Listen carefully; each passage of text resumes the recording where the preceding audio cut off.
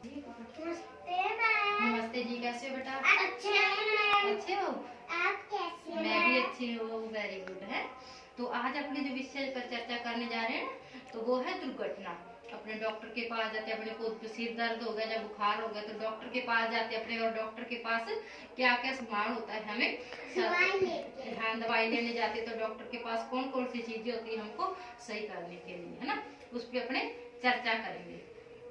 तो अपने को डॉक्टर के पास जाते हैं, अपने को बुखार हो गया तो अपने को क्या देता है,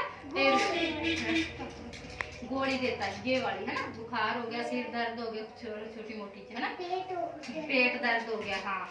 और अपने को इन्फेक्शन हो गया या जख्म तो उसके लिए क्या देता है वो, ट्यूब देता है, ये वाली।